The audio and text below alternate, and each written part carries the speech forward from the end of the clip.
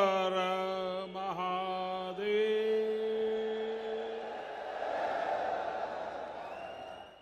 जय श्री महाकाल। जय श्री महाकाल महाराज की जय।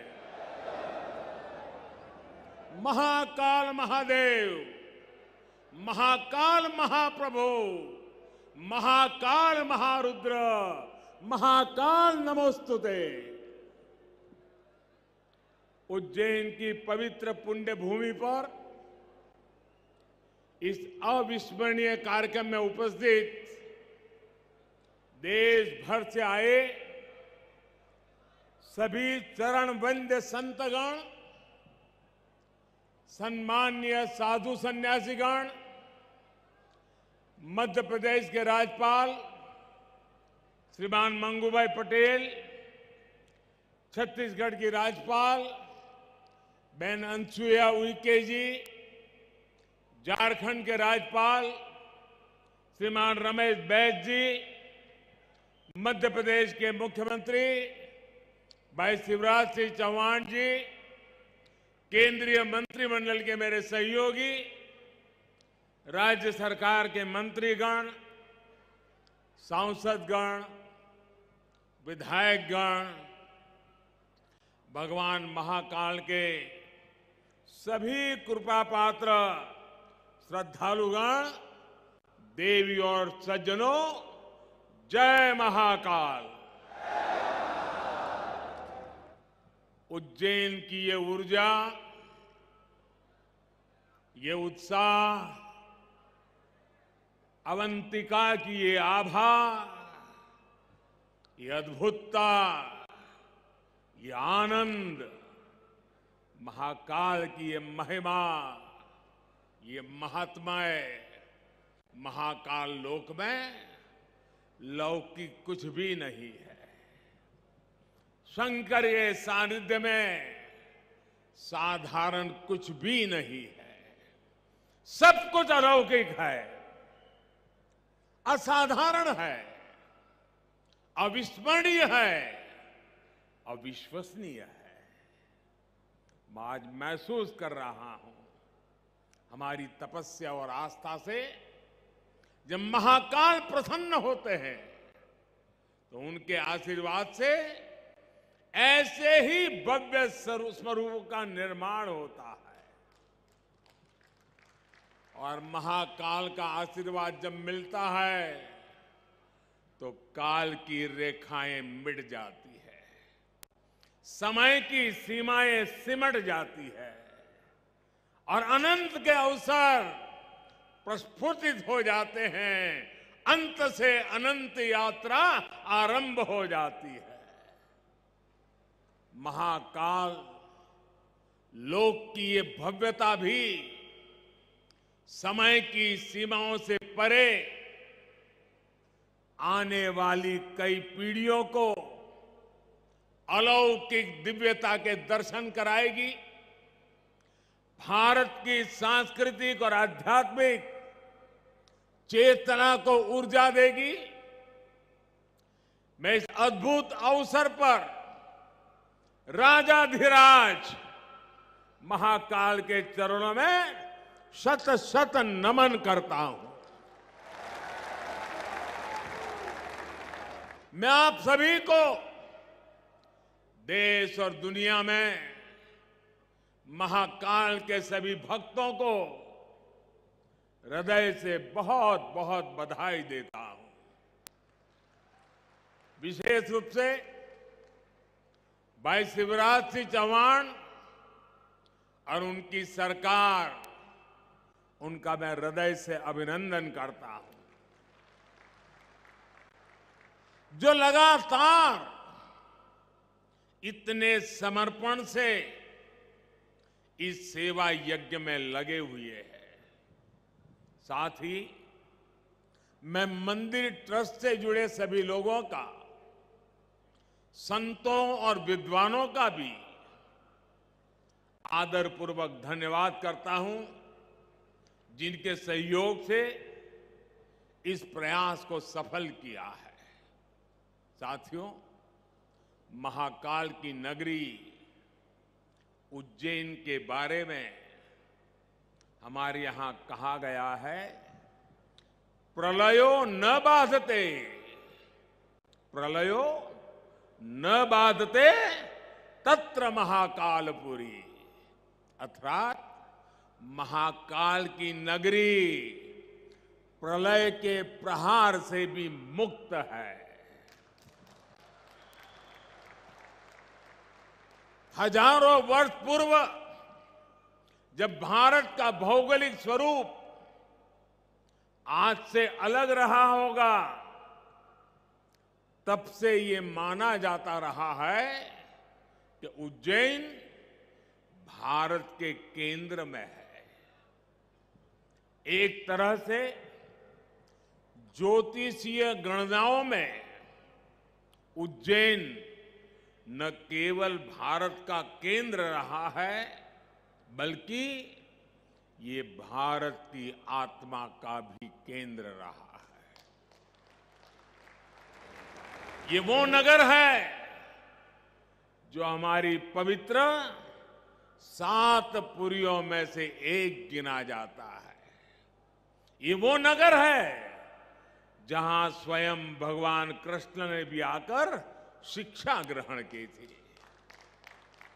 उज्जैन ने महाराजा विक्रमादित्य का वो प्रताप देखा है जिसने भारत के नए स्वर्ण काल की शुरुआत की थी।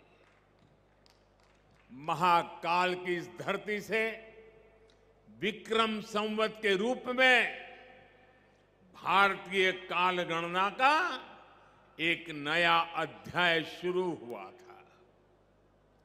उज्जैन के क्षण क्षण में, पल पल में इतिहास सिमटा हुआ है। कण कण में आध्यात्म समाया हुआ है और कोने कोने में ईश्वरीय ऊर्जा संचारित हो रही है। यहां काल चक्र का 84 कल्पों का प्रतिनिधित्व करते 84 शिवलिंग है। यहां 4 महावीर है, 6 विनायक है, 8 भैरव है, 8 मातृकाएं हैं, 9 ग्रह है, 10 विष्णु है, 11 रुद्र है, 12 आदित्य है, 24 देवियां है और 88 तीर्थ है। और इन सबके केंद्र में राजाधिराज कालाधिराज महाकाल विराजमान है। यानी एक तरह से हमारे पूरे ब्रह्मांड की ऊर्जा को हमारे ऋषियों ने प्रतीक स्वरूप में उज्जैन में स्थापित किया हुआ है। इसलिए उज्जैन ने हजारों वर्षों तक भारत की संपन्नता और समृद्धि का, ज्ञान और गरिमा का, सभ्यता और साहित्य का नेतृत्व किया है। इस नागरी का वास्तु कैसा था, वैभव कैसा था, शिल्प कैसा था, सौंदर्य कैसा था, इसके दर्शन हमें महाकवि कालिदास के मेघदूतम में होते हैं। बाण भट्ट जैसे कवियों के काव्यों में यहां की संस्कृति और परंपराओं का चित्रण हमें आज भी मिलता है। यही नहीं, मध्यकाल के लेखकों ने भी यहां के स्थापत्य और वास्तुकला का गुणगान किया है। भाइयों और बहनों, किसी राष्ट्र का सांस्कृतिक वैभव इतना विशाल तभी होता है जब उसकी सफलता का परचम विश्व पटल पर लहरा रहा होता है।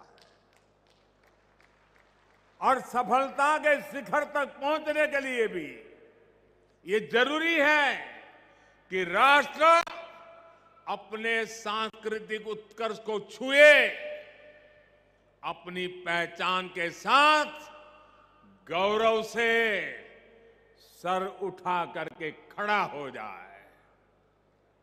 इसलिए आजादी के अमृत काल में भारत ने गुलामी की मानसिकता से मुक्ति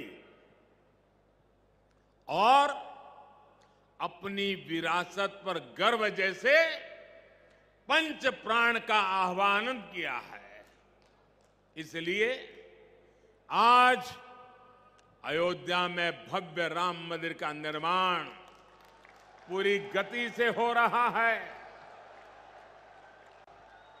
काशी में विश्वनाथ धाम भारत की सांस्कृतिक राजनीति का गौरव, राजधानी का गौरव बढ़ा रहा है। सोमनाथ में विकास के कार्य नए कीर्तिमान स्थापित कर रहे हैं। उत्तराखंड में बाबा केदार के आशीर्वाद से केदारनाथ, बद्रीनाथ तीर्थ क्षेत्र में विकास के नए अध्याय लिखे जा रहे हैं। आजादी के बाद पहली बार 4 धाम प्रोजेक्ट के जरिए हमारे चारों धाम ऑल वेदर रोड से जुड़ने जा रहे हैं। इतना ही नहीं, आजादी के बाद पहली बार करतारपुर साहिब कॉरिडोर खुला है, हेमकुंड साहिब रोपवे से जुड़ने जा रहा है। इसी तरह स्वदेश दर्शन और प्रसाद योजना से देश भर में हमारी आध्यात्मिक चेतना के ऐसे कितने ही केंद्रों का गौरव पुनः स्थापित हो रहा है।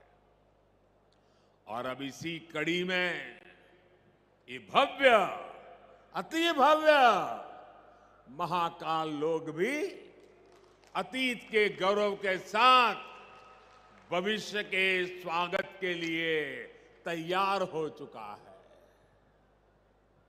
आज जब हम उत्तर से दक्षिण तक, पूरब से पश्चिम तक अपने प्राचीन मंदिरों को देखते हैं तो उनकी विशालता, उनका वास्तु हमें आश्चर्य से भर देता है।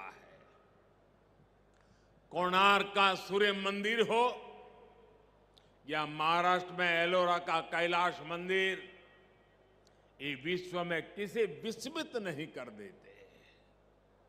कोणार्क सूर्य मंदिर की तरह ही गुजरात का मोढेरा सूर्य मंदिर भी है, जहां सूर्य की प्रथम किरणें सीधे गर्भगृह तक प्रवेश करती है। इसी तरह तमिलनाडु के तंजौर में राजा राजचोल द्वारा बनाया गया ब्रह्मदेवेश्वर मंदिर है। कांचीपुरम में वरदराजा पेरुमल मंदिर है। रामेश्वरम में रामनाथ स्वामी मंदिर है। बेलूर का चन्नकेशवा मंदिर है। मदुराई का मीनाक्षी मंदिर है। तेलंगाना का रामप्पा मंदिर है। श्रीनगर में शंकराचार्य मंदिर है। ऐसे कितने ही मंदिर है। वो बेजोड़ है, कल्पनातीत है, न भूतो न भविष्यति के जीवंत उदाहरण है। जब हम इन्हें देखते हैं तब सोचने को मजबूर हो जाते हैं, उस दौर में, उस युग में किस तकनीक से इन निर्माण हुए होंगे। हमारे सारे प्रश्नों के उत्तर हमें भले ही न मिलते हो, लेकिन इन मंदिरों के आध्यात्मिक सांस्कृतिक संदेश हमें उतनी ही स्पष्टता से आज भी सुनाई देते हैं। जब पीढ़ियां इस विरासत को देखती हैं, उसके संदेशों को सुनती हैं,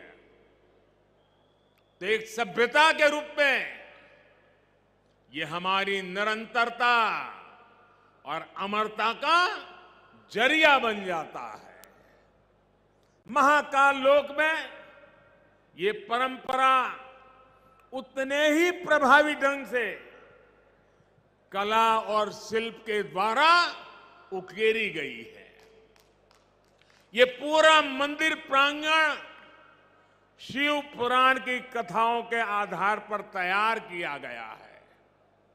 आप यहां आएंगे तो महाकाल के दर्शन के साथ ही आपको महाकाल की महिमा और महत्व के भी दर्शन होंगे।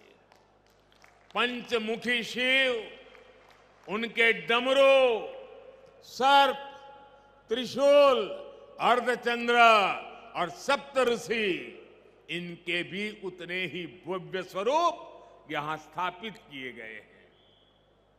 ये वास्तु, इसमें ज्ञान का ये समावेश, ये महाकाल लोक को उसके प्राचीन गौरव से जोड़ देता है, उसकी सार्थकता को और भी बढ़ा देता है। भाइयों और बहनों, हमारे शास्त्रों में एक वाक्य है, शिवम ज्ञानम, शिवम ज्ञानम। इसका अर्थ है शिव ही ज्ञान है और ज्ञान ही शिव है। शिव के दर्शन में ही ब्रह्मांड का सर्वोच्च दर्शन है और दर्शन ही शिव का दर्शन है। इसलिए मैं मानता हूं हमारे ज्योतिर्लिंगों का ये विकास भारत की आध्यात्मिक ज्योति का विकास है, भारत के ज्ञान और दर्शन का विकास है। भारत का ये सांस्कृतिक दर्शन एक बार फिर शिखर पर पहुंचकर विश्व के मार्गदर्शन के लिए तैयार हो रहा है। साथियों, भगवान महाकाल एकमात्र ऐसे ज्योतिर्लिंग है जो दक्षिण मुखी है। ये शिव के ऐसे स्वरूप है जिसकी भस्म आरती पूरे विश्व में प्रसिद्ध है। हर भक्त अपने जीवन में भस्म आरती के दर्शन जरूर करना चाहता है। भस्म आरती का धार्मिक महत्व यहां उपस्थित आप सब संतगण ज्यादा गहराई से पता पाएंगे, लेकिन मैं इस परंपरा में हमें भारत की जीवटता और जीवंतता के दर्शन भी करता हूं। मैं इसमें भारत के अपराजेय अस्तित्व को भी देखता हूं, क्योंकि जो शिव सोयम भूति विभूषण, सोयम भूति विभूषण, अर्थात वस्त्र को धारण करने वाले हैं, वो सर्वाधिपः सर्वदा भी है, अर्थात वो अनस्व और अविनाशी भी है। इसलिए जहां मां काल है वहां कालखंडों की सीमाएं नहीं है। महाकाल की शरण में विश्व में भी स्पंदन होता है। महाकाल के सानिध्य में अवसान से भी पुनर्जीवन होता है, अंत से भी अनंत की यात्रा आरंभ होती है। यही हमारी सभ्यता का वो आध्यात्मिक आत्मविश्वास है जिसके सामर्थ्य से भारत हजारों वर्षों से अमर बना हुआ है, अजरा अमर बना हुआ है। अब तक हमारी आस्था के केंद्र जागृत है, भारत की चेतना जागृत है, भारत की आत्मा जागृत है। अतीत में हमने देखा है प्रयास हुए, परिस्थितियां पलटी, सत्ताएं बदली, भारत का शोषण भी हुआ, आजादी भी गई। इल्तुतमिश जैसे आक्रमणकारियों ने उज्जैन की ऊर्जा को भी नष्ट करने के प्रयास किए, लेकिन हमारे ऋषियों ने कहा है, चंद्रशेखरम आश्रये, चंद्रशेखरम आश्रये मम किम करिष्यति व्ययम। अर्थात महाकाल शिव की शरण में, अरे मृत्यु भी हमारा क्या कर लेगा। और इसलिए भारत अपनी आस्था के इन प्रामाणिक केंद्रों की ऊर्जा से फिर पुनर्जीवित हो उठा, फिर उठ खड़ा हुआ। हमने फिर अपने अमरत्व की वैसी ही विश्वव्यापी घोषणा कर दी।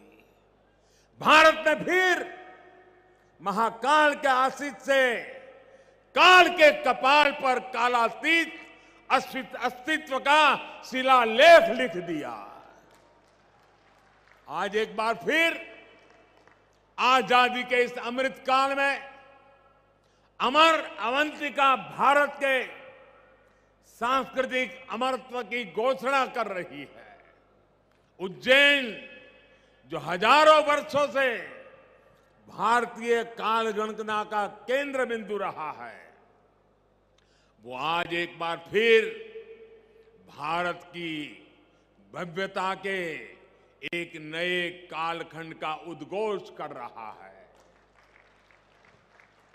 साथियों, भारत के लिए धर्म का अर्थ है हमारे कर्तव्यों का सामूहिक संकल्प।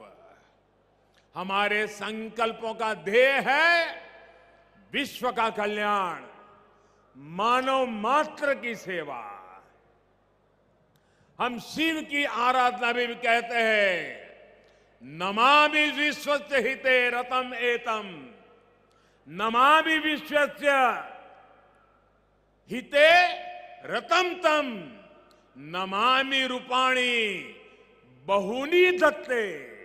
अर्थात हम उन विश्वपति भगवान शिव को नमन करते हैं जो अनेक रूपों से पूरे विश्व के हितों में लगे हैं। यही भावना हमेशा भारत के तीर्थों, मंदिरों, मठों और आस्था केंद्रों की भी रही है। यहां महाकाल मंदिर में पूरे देश और दुनिया से लोग आते हैं। सिंहस्थ कुंभ लगता है तो लाखों लोग जुड़ते हैं। अनगिनत विविधताएं भी एक मंत्र, एक संकल्प लेकर एक साथ जुड़ सकती है। इसका इससे बड़ा क्या उदाहरण क्या हो सकता है।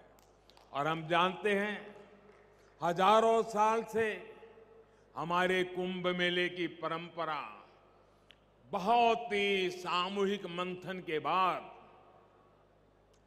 जो अमृत निकलता है उसे संकल्प लेकर के 12 साल तक उसको क्रियान्वित करने की परंपरा रही थी। फिर 12 साल के बाद जब कुंभ होता था, फिर एक बार अमृत मंथन होता था, फिर संकल्प लिया जाता था, फिर 12 साल के लिए चल पड़ते हैं। पिछले यहां कुंभ के मेले में मुझे आने का सौभाग्य मिला था।